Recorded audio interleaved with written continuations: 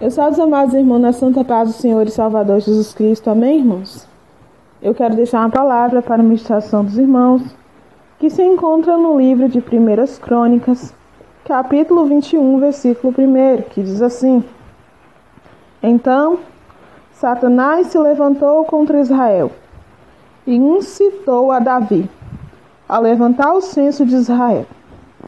Meus irmãos, o trabalho mais eficiente de Satanás para perturbar nossa paz é o que ele realiza às escondidas.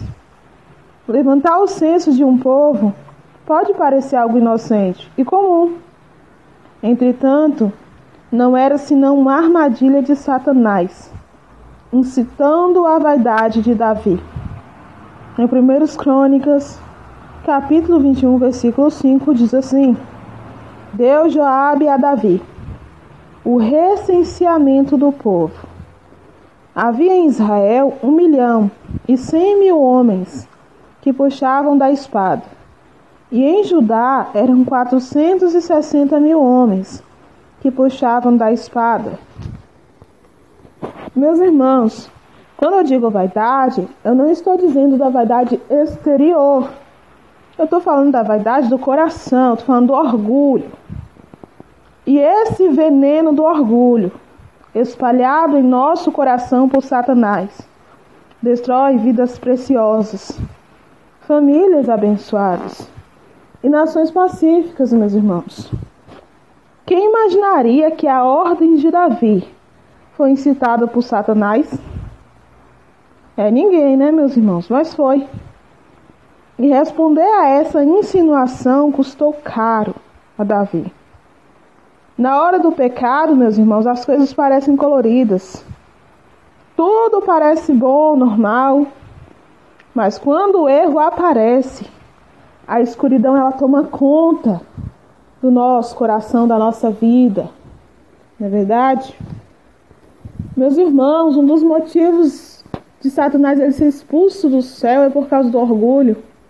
E foi isso que ele fez com Adão e com Eva.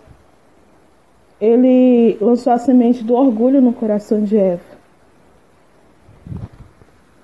para que ela, meus irmãos, comesse do fruto e se tornasse igual a Deus.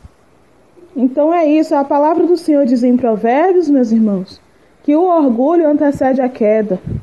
Antes da queda vai vir o orgulho primeiro, então temos que vigiar, meus irmãos. Davi, ele teve de escolher o castigo por seu erro. E isto lhe pesou duramente no coração. 70.000 homens foram mortos por causa da sua vaidade, do seu orgulho, da sua soberba. As consequências foram muito graves. Então, ainda que pecamos, meus irmãos, e pedimos perdão a Deus, as consequências elas vão vir do nosso pecado. Deus, ele vai te perdoar, ele vai me perdoar, vai, mas as consequências a gente vai ter que sofrer, meus irmãos. Isso é um fato, é bíblico. Davi, quando ele adulterou com Batseba, ele tentou ocultar, esconder o pecado dele. Aleluia, Jesus. Mas, meus irmãos, não adiantou nada, porque Deus, ele vê tudo. Deus, ele perdoou Davi, perdoou, meus irmãos. Mas a consequência veio com a perca de seu filho. Quanto lixo, meus irmãos, Satanás, ele consegue esconder. Um marido infiel, uma esposa que engana seu marido, ações ilícitas em empresas, repartições públicas e até mesmo em muitas igrejas, meus irmãos.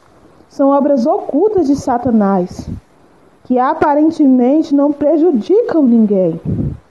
Cuidado! Tudo será desmascarado e revelado. Como diz a palavra do Senhor em Daniel 2:22, que diz assim: Ele revela o profundo e o escondido. Conhece o que está em trevas e com ele mora a luz. Então tudo será descoberto, não adianta. Deus, ele vê tudo, ele sabe de tudo. E vamos dar conta, meus irmãos, de cada palavra pronunciada, de cada ato feito, cada atitude. Examine-se.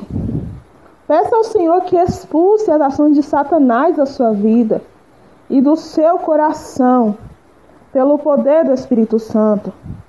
Satanás, meus irmãos, ele tem poder, ele tem, mas ele não pode vencer o Senhor Jesus. Então não brinque com o diabo. Muita gente acha que o diabo é besta, ele não é. Ele vai tentar, meus irmãos, fazer o máximo para te atrair. Ele vai armar uma armadilha para a tua vida, para te tirar da presença de Deus, da comunhão com Deus. Então vigia, meus irmãos. Vigia, porque Deus ele é amor, mas ele também é justiça. Deus ele é teu advogado hoje, mas amanhã ele vai ser o teu juiz. Esta palavra é que eu quero deixar para a meditação dos irmãos nessa tarde. Deus abençoe a vida de cada um de vocês grandemente.